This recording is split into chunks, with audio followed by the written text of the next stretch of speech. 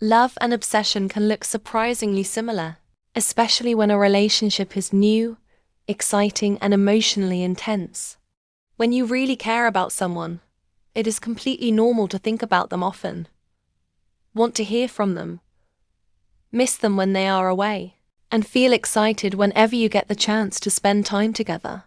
In the beginning, everything can feel amplified. A simple message can make your entire day.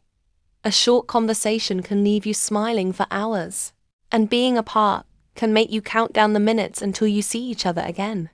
But there is a point where strong feelings can cross an invisible line. What feels like deep love on the surface can sometimes become unhealthy attachment, fear, control, or obsession underneath. So how can you tell the difference? When does caring become controlling? When does missing someone become an inability to function without them? And when does wanting the relationship become a desperate need to possess it? Here are 5 important comparisons that can help you recognize the difference between genuine love and obsession. Let's find out. Number 1. You need constant contact with little space. Where are you? I'm at the grocery store. A few minutes later. Where are you now? Still at the grocery store. Another few minutes pass. Have you left yet? Not yet. It may take me a while. Can you hurry? I need to see you now. At first, this kind of communication might seem harmless, especially when 2 people are excited about each other. Wanting to know where your partner is, checking that they arrived safely, or sending a message because you genuinely miss them can be perfectly healthy. In a loving relationship, communication creates connection, reassurance, and emotional closeness. You should be able to reach out to your partner because you care about them, not because you feel as though you cannot survive without knowing what they are doing every moment of the day. The problem begins when communication stops being a choice and becomes a compulsion. If you constantly need to know where your partner is, who they are with, what they are doing, why they haven't replied, and exactly when they will be back, your feelings may be moving away from love and toward obsession. You might start checking their online status repeatedly, becoming anxious when they don't respond immediately, or imagining the worst simply because they have been unavailable for an hour. Eventually, even a little distance can feel unbearable. You may want to be together constantly, not because you are enjoying each other's company, but because being apart triggers fear and insecurity. Healthy love understands that 2 people can be deeply connected while still having separate lives. Your partner can spend time with friends, focus on work, pursue hobbies, enjoy some quiet time, and simply exist without constantly reporting back to you. In fact, healthy space can actually strengthen a relationship because it allows both people to remain individuals rather than becoming completely dependent on one another. Obsession tends to struggle with this idea. It can create the belief that if you truly love someone, you should always be available to them, and they should always be available to you. But love does not require constant access. Love involves trust. It means understanding that someone can be away from you without being away from the relationship.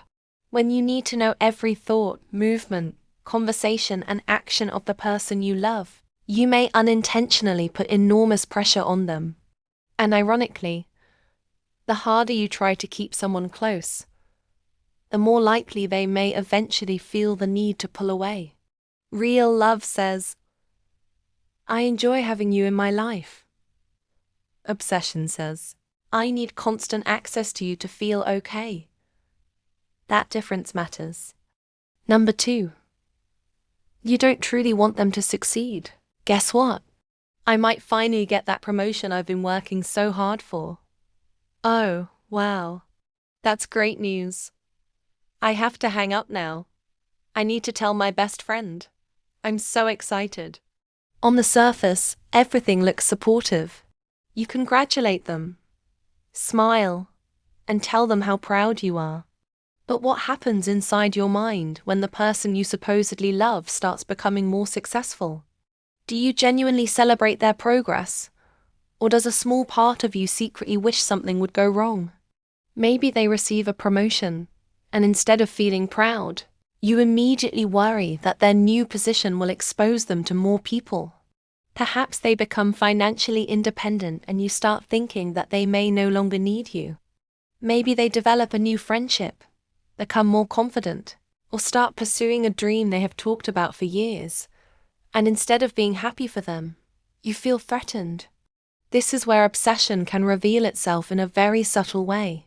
Love wants the person to grow, even when that growth changes the relationship. Obsession often wants the person to remain close, dependent, and predictable. You may tell your partner that you support their dreams while secretly hoping they fail, because their success makes you afraid of losing them. You might discourage them from taking a new job, criticize their ambitions, become jealous of their friendships, or make them feel guilty whenever they invest time in something outside the relationship. Sometimes this behavior doesn't even look obviously controlling. It can come disguised as concern. I just don't think that job is good for you. I don't really trust those new friends. You're changing too much. You don't have as much time for me anymore. Of course, there are situations where genuine concerns about a partner's decisions are completely reasonable. But if your main motivation is preventing them from becoming independent or successful, because you fear they might outgrow you, that's something worth examining. Loving someone means being able to celebrate their victories without making their success about yourself. Their promotion is not your rejection. Their new friendships are not automatically a threat. Their personal growth doesn't mean they love you less.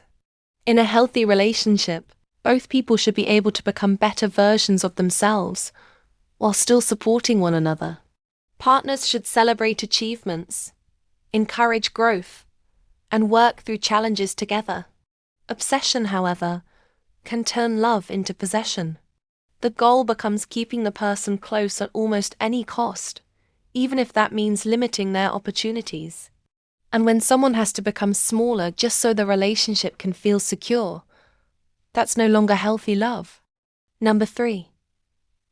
Your conversations are surface level. What makes you genuinely interested in your partner? Is it simply their appearance, the excitement they create, the attention they give you? Or are you actually fascinated by who they are as a person? There is nothing wrong with flirting, joking around, complimenting each other, or enjoying playful conversations. Those moments can be exciting and can add chemistry to a relationship. But if almost everything between you remains at that level, something important may be missing. In an obsessive attachment, a person can become intensely focused on someone without actually taking the time to understand them.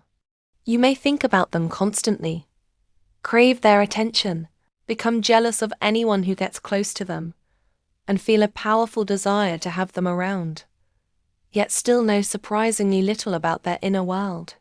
You might know what they look like, what they wear, what they post online, and what makes them attractive to you. But do you know what genuinely scares them? Do you know what they hope to accomplish? Do you understand the experiences that shaped who they are? Do you know what they value, what they regret, what they believe, or what kind of future they want? Healthy love is curious about the whole person. It goes beyond attraction and excitement. It creates room for vulnerable conversations, difficult discussions, shared dreams, personal values, fears, memories, mistakes, and even uncomfortable truths. You don't just want their presence.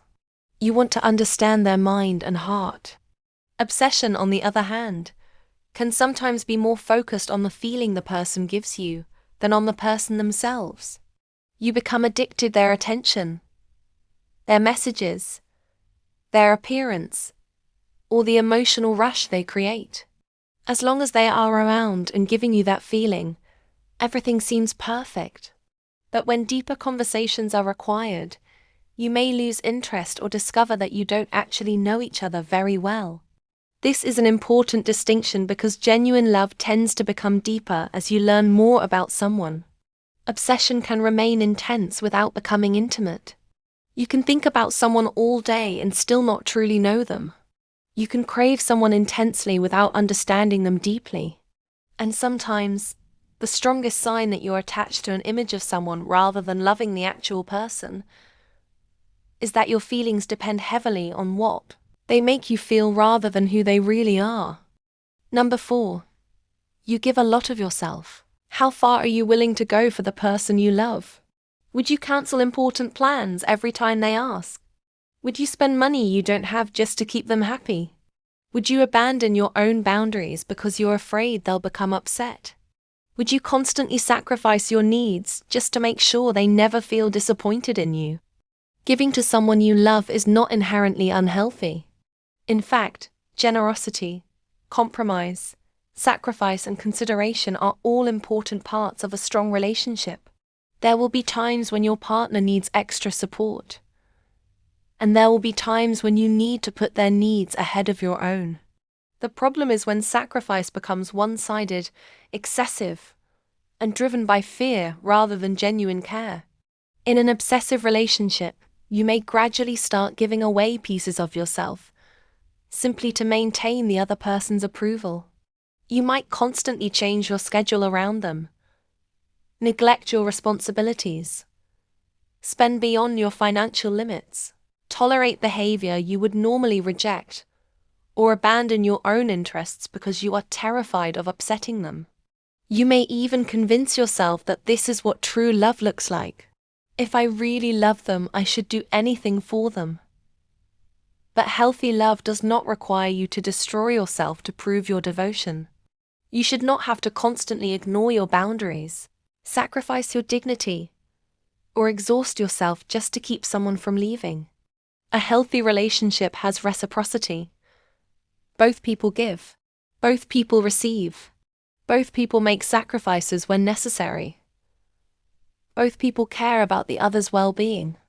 But when one person is constantly bending while the other simply takes, resentment, exhaustion, and insecurity can eventually take over. Another warning sign is when you become obsessed with preventing your partner from becoming upset. You carefully monitor every word you say, constantly apologize even when you did nothing wrong, change your behavior to avoid conflict, and feel responsible for their every emotion. You begin living around their reactions instead of living as yourself. At that point, the relationship may no longer be about sharing love. It may be about earning approval. And that's a painful place to be, because no matter how much you give, you may never feel that it's enough. Real love allows you to care deeply for someone without abandoning yourself. You can love another person and still have boundaries. You can support them without becoming their entire world. You can compromise without constantly compromising who you are. Number 5. You have no long-term goals. Now imagine looking several years into the future. When you picture your life, do you naturally see this person somewhere in it? Have you ever talked about where the relationship is going, what you both want, or what kind of future you would like to build together? Or does the relationship seem to exist almost entirely in the present moment? There's nothing wrong with enjoying the present. In fact, constantly worrying about the future can prevent you from appreciating what you have today. But when two people genuinely want to build something together, conversations about the future usually become part of the relationship at some point. They may talk about marriage, family, career plans, where they would like to live, financial goals, personal growth, or simply what they want their lives to look like in the years ahead. They don't necessarily have every detail figured out, but there is some sense of direction. Obsession can be different. The relationship may be intensely emotional but strangely directionless. You may constantly think about the person, crave their attention, and feel incredibly attached to them, yet avoid conversations about where everything is actually going. Perhaps you're afraid that asking serious questions will push them away. Maybe you're satisfied as long as you have access to them, even if the relationship has no clear direction. Or perhaps the relationship survives entirely on emotional highs, intense conversations, constant attention, physical attraction, dramatic reunions, and the fear of losing each other. That intensity can feel like love, but intensity alone doesn't create stability. A relationship can be extremely passionate and still lack a healthy foundation. Genuine love generally involves some willingness to build. It doesn't mean rushing the relationship or forcing someone into commitments they aren't ready for. Instead, it means being honest about what you want and being willing to discover whether the other person wants something similar. When there is no shared direction at all, the relationship can become increasingly insecure. Sometimes, the healthiest expression of love isn't holding on tighter. It's learning how to love someone without losing yourself in the process. So, did you recognize any of these signs in yourself or in a relationship you've experienced? Which one do you think is the easiest to mistake for love? And what other signs do you think can show the difference between genuine love and obsession? Share your thoughts in the comments. And if you found this helpful, don't forget to like the video and subscribe for more psychology and relationship content. Thanks for hanging out with us, and I'll see you in the next one.